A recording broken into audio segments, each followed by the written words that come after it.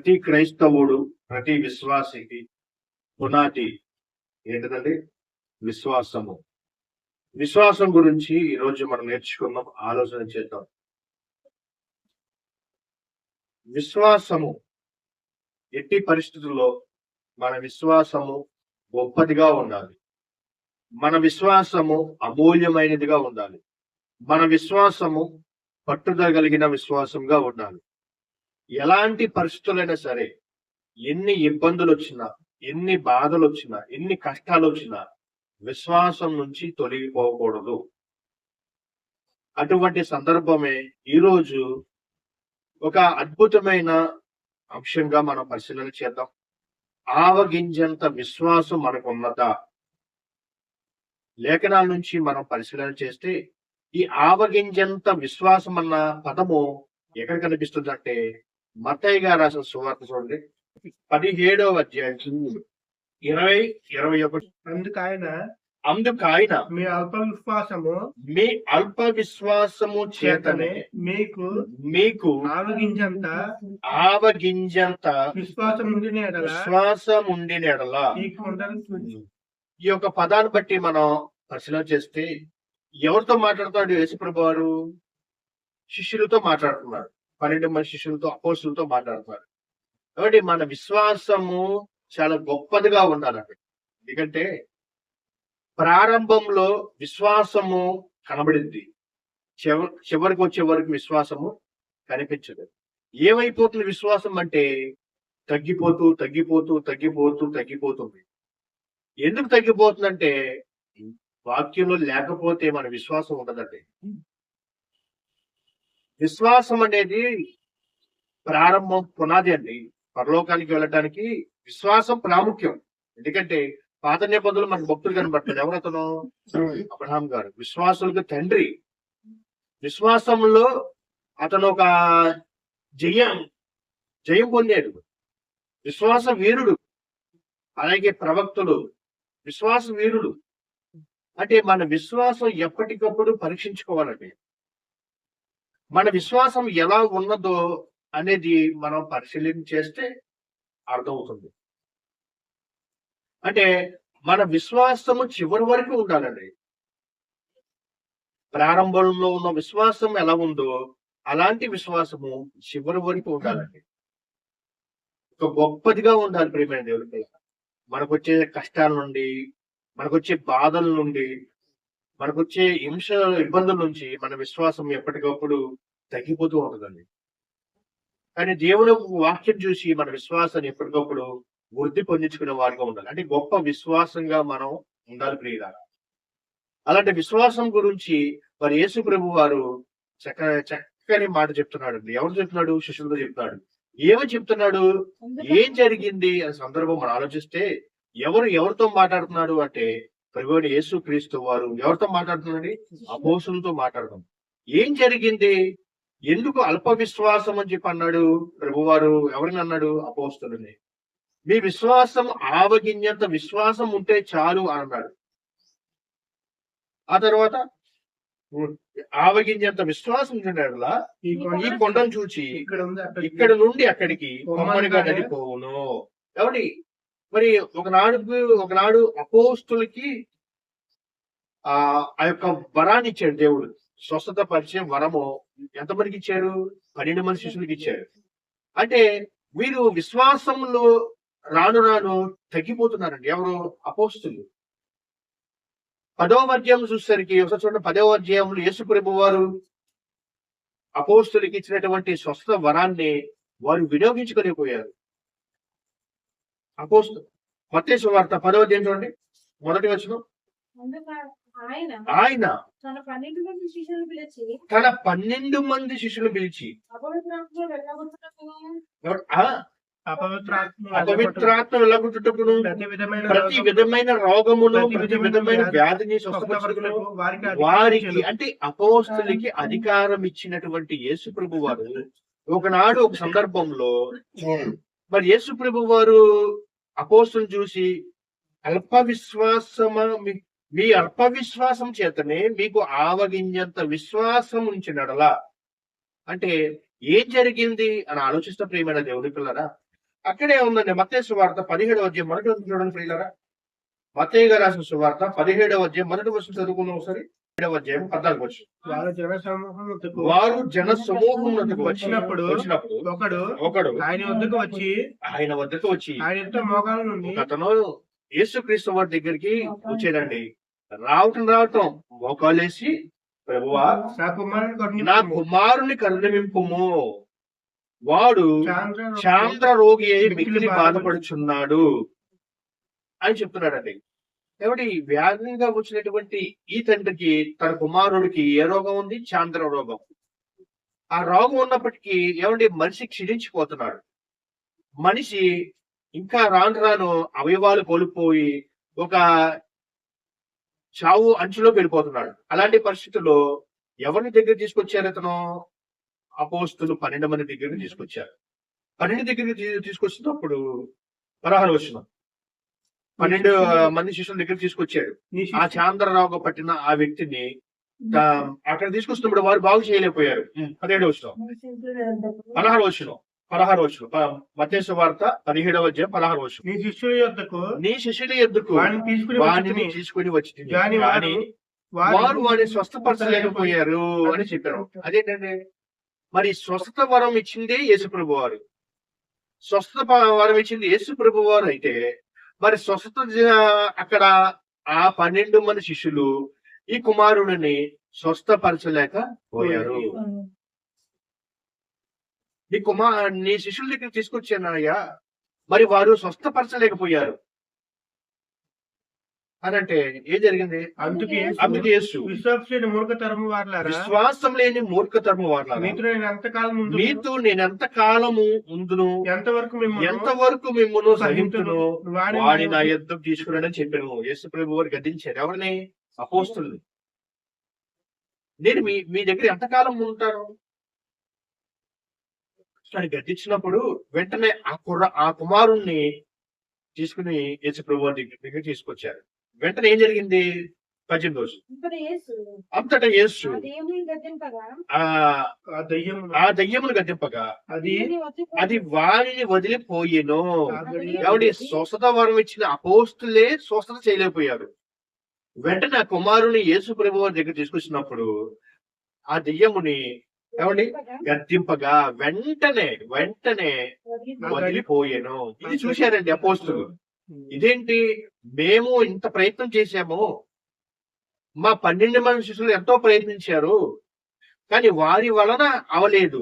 కానీ యేసు ప్రభు వారి దగ్గర తీసుకొచ్చిన తర్వాత ఒకే ఒక్క మాటలో గద్దింపగానే ఆ దెయ్యము విడిచిపోయిందండి. కాబట్టి అప్పుడప్పుడు చూడండి ప్రియమైన దేవుని పిల్లరా, మన కుటుంబంలో ఏదన్నా జరగలేదనుకోండి, మన విశ్వాసం చూడండి ఎప్పటికప్పుడు క్షీణించిపోతుంది. ఒక మనిషి ఆహారం తీసుకోకపోతే ఎలా క్షీణించిపోతాడో, ఒక మనిషి నీళ్లు ఎలాగ తీసుకోకపోతే ఎలా క్షీణించిపోతాడో, అలాగే విశ్వాసం లేకపోతే మనిషి క్షీణించిపోతాడన్న సందర్భాన్ని మనకి దేవుడు గుర్తు చేస్తాడండి. అంటే విశ్వాసం మనం ఎలా ఉండాలండి? వృద్ధి పొందించుకునే వారిగా ఉండాలి. ఒక గొప్ప విశ్వాసంగా ఉండాలి. ఒక పట్టుదల కలిగిన విశ్వాసం మనం చూసాం కదండి. కనాను స్త్రీ జ్ఞాపకం చేసుకోండి. కనాను స్త్రీ తన కుమార్తెను బ్రతికించటానికి యేసు ప్రభు వారి వెంటే వెళ్ళి తన కుమార్తెను బ్రతికించుకుందండి. ఎందుకు? తన విశ్వాసను బట్టి, అమ్మా నీ విశ్వాసము గొప్పది అని అన్నాడండి కనాను స్త్రీతో. అప్పటి వెంటనే ఏమైంది? తన కుమార్తెకు ఉన్న ఆ యొక్క రోగము స్వస్థపరచబడింది. అంటే విశ్వాసం గొప్పది ప్రియమైన దేవునికి. కుమారి నీ విశ్వాసము నువ్వు స్వస్థపరిచిను అని అంటాడండి యేసు ప్రభు వారు. నువ్వు నా యందు విశ్వాసం ఉంచుతున్నావా అని అన్నప్పుడు, అవును ప్రభువా నీ యందు విశ్వాసం ఉంచుతున్నాను అన్నప్పుడు లేచి నీ పరుగు తీసుకుని వెళ్ళమన్నప్పుడు వెళ్ళిపోతారండి. ఇలా సందర్భాలు మనం చూస్తే మత్తయి సువార్త నుంచి ఆయన యేసు ప్రభు వారు భూమి మీద 33 సంవత్సరాలు బతికినప్పుడు ఎంతో మంది ఆయన దగ్గరికి వచ్చారండి. ఎంతో మంది స్త్రీలు వచ్చారండి. ఎంతో మంది పురుషులు వచ్చారండి. వారందరూ ఎలా వచ్చారంటే విశ్వాసంతో వచ్చారు ప్రియమైన దేవుని. యేసుక్రీస్తు వారు అంగి పట్టుకున్నా చాలండి, స్వస్థపరిచిన వారు చాలా మంది కనబడతారు. ఎందుకు? అక్కడ ఉన్న విశ్వాసము గొప్పది. అంటే నీలో ఉన్న విశ్వాసము అంటే ప్రతి ఒక్కరికి ఏముండాలి ప్రియమైన దేవుడులారా? విశ్వాసము ప్రాముఖ్యమైనది. మన ఇంట్లో ఏదైనా లేదనుకోండి, మనం వెంటనే కొనుక్కొచ్చుకుంటాం. ఏదైతే అవసరం అనుకోండి అదే కొనుక్కొచ్చుకుంటాం. కానీ ప్రతి మనిషి పరలోకానికి వెళ్ళటానికి ఏం అవసరం తెలుసండి? విశ్వాసమేనండి. ఆ విశ్వాసమే పరలోక రాజ్యానికి తీసుకువెళ్తుంది. ఆ విశ్వాసమే రక్షిస్తుంది. కాబట్టి హిజ్కియా గారు మనకు తెలుసు. ఏమండి, ఎన్ని సంవత్సరాల ఆయుష్కాలం దేవుడు పొడిగించాడు? 15 సంవత్సరాలు. అయితే ఆయన విశ్వాసం బట్టి ఆయన స్వస్థపరచబడ్డాడు. అంటే విశ్వాసము చాలా అమూల్యమైనదండి. ప్రతి ఒక్కరు తెలుసుకోవాల్సింది ఏంటంటే విశ్వాసము చాలా గొప్పదిగా ఉండాలండి. ఒక పట్టుదల కలిగిన విశ్వాసంగా ఉండాలి ప్రియమైన దేవుని పిల్లలు. విశ్వాసమే నిన్ను రక్షిస్తుంది. విశ్వాసమే నిన్ను కాపాడుతుంది. విశ్వాసమే నిన్ను పరలోక రాజ్యానికి తీసుకువెళ్తున్న సంగతి గుర్తుపెట్టుకుంది. అంటే ఎప్పటికప్పుడు మన ఇంట్లో ఎన్ని శ్రమలు వచ్చినా, ఎన్ని బాధలు వచ్చినా, ఎంతమంది నిన్ను అనరాని మాటలన్నా కానీ విశ్వాసంలో మాత్రము కోల్పోకూడదు. అపవాది దేని మీద కొడతాడు? వాడు విశ్వాసం మీద దెబ్బతీస్తాడండి. నీ విశ్వాసాన్ని దెబ్బతీస్తాడు. కనుక మనం విశ్వాసంతో పోరాడాలి. మనం పోరాడాల్సింది మనుషులతో కాదండి. ఎవరితో మన పోరాటం ఎవరిదండి? దురాత్మ సమూహముతో, అపవాదితో మన పోరాటం. అర్థమైందండి? అంటే కనబడిన దురాత్మ సమూహములతో మనం పోరాడాలంటే మన విశ్వాసం ఒక పట్టుదల కలిగిన విశ్వాసంగా ఉండాలి. ఒక నిలకడగలిగిన విశ్వాసంగా ఉండాలి. ఒక అమూల్యమైన విశ్వాసంగా మన జీవితంలో ఉండాలి. ఒక గొప్ప విశ్వాసంగా ఉండాలి తప్ప మృతమైన విశ్వాసంగా ఉండకూడదు. మృతమైన అంటే ఏంటండి? చనిపోయింది. విశ్వాసం లేని క్రియలు మృతము అని అంటాడు. అంటే విశ్వాసము ఎలా ఉండాలంటే ఒక గొప్ప విశ్వాసంగా ఉండాలి. ప్రేమ అపోస్తులు చేయలేనిది ఎవరు చేశారు? ప్రభువైన యేసుక్రీస్తు వారు ఒక గద్దింపులోనే తనకు పట్టిన రోగాన్ని విడిచిపోయింది. అప్పుడు ఏం జరిగింది? 19వ వచనం నుండి ఆ చిన్నవాడు స్వస్థ పొందినను తర్వాత శిష్యులు ఏకాంతంగా యేసునొద్దకు వచ్చి, ఏకాంతంగా అంటే యేసుక్రీస్తు వారు ఒంటరిగా ఉన్నారు. యేసుక్రీస్తు వారు సింగిల్ గా ఉన్నారు. యేసుక్రీస్తు వారు ఏకాంతంగా ఒక్కడే ఉన్నప్పుడు శిష్యులు ఆయన దగ్గరికి వెళ్ళారండి. వీళ్ళు ఏం చెప్తున్నారు? ఏకాంతంగా యేసునొద్దకు వచ్చి మేము ఎందుచేత దానిని వెలగట్టలేకపోతామని అడిగిరేవు. ప్రభువా, మరి మాకు ఇచ్చిన ఈ స్వస్థత వరం మాకు ఇచ్చావు. మేము అనేకమైన స్వస్థతలు చేశాము, అనేక మందిని రక్షించాము, కాపాడాము, స్వస్థత జరిగింది. మరి ఈ విషయంలో, ఈ పిల్లవాడి విషయంలో మరి ఎందుకు స్వస్థత చేయలేకపోయాము అని చెప్పేసి ఎవరు అడుగుతున్నారు? ప్రభువైన యేసుక్రీస్తు వారిని అడుగుతున్నారు. మేము 12 మంది ఎంతో ప్రయత్నించామే, ఒకరి తర్వాత మరొకరి తర్వాత మరొకరు, మేము అన్ని ప్రయత్నించాం. కానీ ఆ చిన్నవాడు స్వస్థత పొందలేదు. ఎందుకు జరిగింది అని అంటే అప్పుడు యేసుక్రీస్తు వారు చెప్తున్నాడు 20వ వచనం. అందుకు ఆయన మీ అల్ప విశ్వాసం చేతనే మీకు ఆవగింజంత విశ్వాసం ఉండినడలా. అంటే అపోస్తలులకి ఆవగింజంత విశ్వాసం కూడా కోల్పోయారండి. అంటే ఆవగింజంత విశ్వాసం లేదు. ఆవగింజంత విశ్వాసం ఉంటే ఆ యొక్క కుమారుని స్వస్థపరిచేవారు. ఆవగింజంత విశ్వాసం ఉంటే ఆ తండ్రి యేసుక్రీస్తు వారి దగ్గరికి ఆ కుమారుని తీసుకొచ్చేవాడే కాదు. అంటే అక్కడ అపోస్తులు చేయలేనిది ఎవరు చేశారు? యేసు ప్రభు వారు చేశారు. అపోస్తులకి స్వస్థత వరం ఉంది, కానీ వారి బలహీనతను బట్టి, వారి పరిస్థితులను బట్టి ఆ విశ్వాసాన్ని వారు అల్ప విశ్వాసంగా పడిపోయినారు. అల్ప విశ్వాసం అంటే తెలుసు కదండి, చిన్నది లేక కొద్దిగది లేదా కనబడినది కనబడనిది. అల్ప విశ్వాసం కనబడినది కనబడనిది, చిన్నది, చాలా తక్కువది. అల్పం అంటే ఏంటండి? చిన్నది. అంటే అల్ప విశ్వాసంలో పడిపోయారు. ఈ రోజు మన గురించి ఆలోచిస్తే మరి మన విశ్వాసం అల్ప విశ్వాసంగా పడిపోతున్నామా? ఎన్నో సందర్భాలు పడిపోయే సందర్భాలు మనం ఉంటామండి. ఎందుకంటే అపవాది సాతాను ఈ విశ్వాసం మీద దెబ్బ కొడతాడండి. దేవుడు విశ్వాసాన్ని పరీక్షిస్తాడు.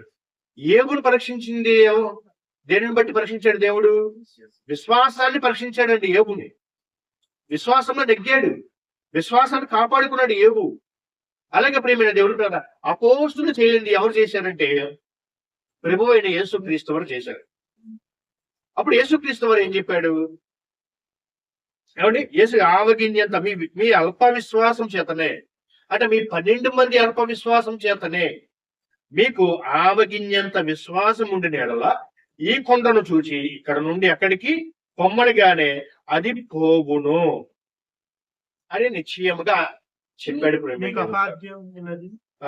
మీకు అసాధ్యమైనది ఏది ఉండదని నిశ్చయంగా మీతో చెప్పుచున్నానని వారితో అనెను. ఆలోచించండి ప్రియమైన దేవుడు. అంటే ఒకనాడు అపోస్తులు కూడా అల్ప విశ్వాసంగా పడిపోయారండి. వారి గురించి మనం పక్కన పెడితే మరి మన గురించి ఆలోచించండి ప్రియమైన దేవుడు. మనం ఎన్ని సందర్భాల్లో విశ్వాసంలో పడిపోతున్నాము, ఎన్ని సందర్భాల్లో విశ్వాసం నుంచి కోల్పోతున్నాము, ఎన్ని సందర్భాలలో మన విశ్వాసం ఆవగింజంతక తక్కువగా ఉన్నది విశ్వాసం మనమే పరీక్షించుకోవాలి. ఎందుకంటే మనం అనుకుంటాం మన విశ్వాసం పర్వాలేదులే అనుకుంటాం. ఏమంటే బైబిల్ చెప్పింది విశ్వాసం ఒకటే, కానీ ఆ విశ్వాసం ఎలా ఉన్నదో అనేది ప్రతిరోజు పరీక్షించుకోవాలి. ఆ విశ్వాసం చివరి వరకు మనం విశ్వాసం గొప్ప విశ్వాసంగా ఉన్నామో లేదో పరీక్షించుకోవాలి. మనం అనుకుంటాం, ఏమని అనుకుంటాం, నా విశ్వాసం పర్వాలేదులే అని అనుకుంటాం, నా విశ్వాసం గొప్పదిగా ఉందిలే మనం అనుకుంటాం. ఎలా అనుకుంటాము ఆలోచించిన ప్రేమ దేవుని పిల్లరా.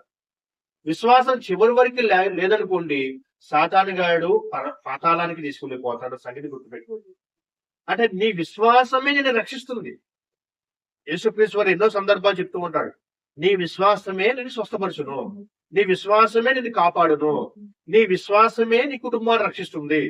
అంతే కదండి. యేసుక్రీస్తు వారికి ఒక శతాధిపతి వచ్చాడు, వేగంగా వచ్చి ఏమండి అతను వేడుకుంటాడు, నీవు నా ఇంట్లో అడుగు పెట్టడానికి కూడా నేను అర్హుని కాదు, కానీ నువ్వు మాట మాత్రమే సెలవిస్తే చాలు, నా కుమారుడు స్వస్థపరుస్తాడు అనగానే నీ విశ్వాసం చాలా గొప్పది అంటాడు యేసుప్రభు వారు అతను చూసి. ఇలా మనం మత్తయి సువార్త, మార్కు సువార్త, లూకా గారి సువార్త చూస్తే విశ్వాసం గురించి వ్యక్తులు మనకు కనబడతారు ప్రేమైన దేవుడు. కనుక విశ్వాసమే చాలా ప్రాముఖ్యమైనదండి. విశ్వాసము చాలా ప్రమిది. ఆవగింజంత తక్కువగా ఉంటే అది మనకి నష్టం ప్రేమైన దేవుడు. ఒంటిలో ఏదో శరీరంలో ఏదో రోగం వచ్చింది అనుకోండి, వెంటనే ఏదో ఒక హాస్పిటల్కి వెళ్ళి ట్రీట్మెంట్ చేసుకుంటాం. ఎందుకు? ఇంకా బ్రతకాలని ఆలోచన ఉంది, మంచిదే. కానీ విశ్వాసంలో కోల్పోతే, విశ్వాసమే మనకి లేకపోతే, విశ్వాసం లేకపోతే దుష్టుడు వచ్చి నిన్ను తీసుకుని నరకానికి తీసుకెళ్లిపోతాడు ప్రేమైన దేవుడికి. కనుక ఎట్టి పరిస్థితుల్లో సరే మన విశ్వాసం గొప్పదిగా ఉండాలండి. దేవుడు ఇది చేస్తేనే నేను దేవుడు నమ్ముకుంటాను, దేవుడు నాకు ఆరోగ్యం ఇస్తేనే దేవుడు నమ్ముకుంటాను, దేవుడు నాకు అది చేయట్లేదు ఇది చేయట్లేదు అని అనుకోమాకండి.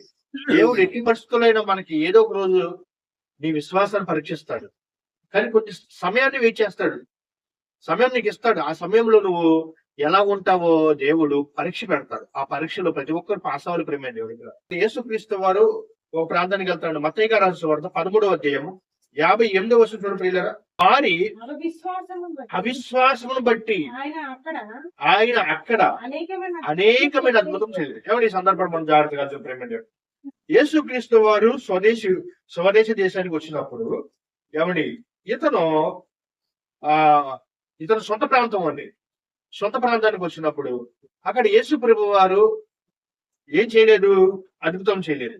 ఎందుకు అక్కడ అద్భుతం చేయలేదంటే అక్కడ అవిశ్వాసం బట్టి. అర్థమండి? అవిశ్వాసం బట్టి ఆయన ఎవరంటే యేసు ప్రభు అక్కడ అనేకమైన అద్భుతములు చేయలేదు. అంటే ఆయన సొంత ప్రాంతము, స్వదేశ ప్రాంతానికి వచ్చినప్పుడు అక్కడ అనేకమైన అద్భుతములు చేయలేదు. మన విశ్వాసం ఎలా ఉన్నదో ఒకసారి పరీక్షించుకోండి. ఎందుకంటే మనం పోరాడుతున్నది అపవిత్రాత్మతో, దురాత్మ సమూహములతో పోరాడాలి. ప్రారంభము విశ్వాసమే పునాది ప్రేమైన దేవునిలాగా. విశ్వాసం మీద సాతాను దెబ్బ కొడతాడు, విశ్వాసమే దెబ్బ కొడతాడు. జాగ్రత్తగా ఉండాలండి.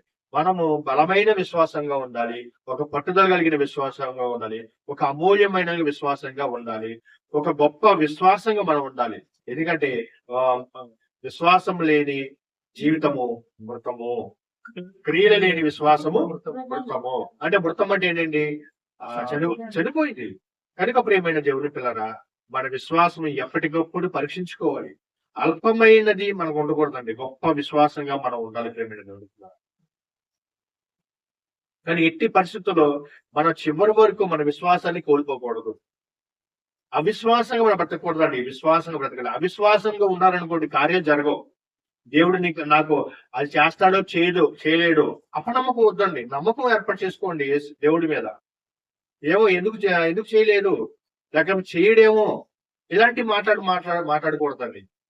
అపనమ్మకం అనేది చాలా ప్రమాదం అండి. నమ్మకం ఉంచుకోండి, విశ్వాసం ఉంచుకోండి. అవిశ్వాసంగా ఉండకూడదండి. అవిశ్వాసంతో దేవుణ్ణి ఎప్పుడు ఏది అడగకూడదండి. అవిశ్వాసంతో మనం ఉండకూడదు ప్రియమైన దేవుడి ద్వారా.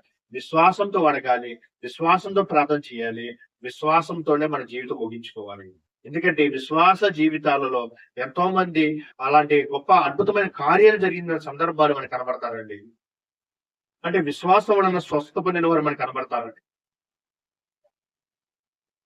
విశ్వాసం ఎలా ఉండాలో భక్తుల జీవితాలలో మనకు కనబడతారండి. కనుక ప్రియమైన దేవుని పిల్లరా, మన విశ్వాసం ఎప్పుడు కోల్పోకూడదండి. మన విశ్వాసం గొప్పదిగా ఉండాలి.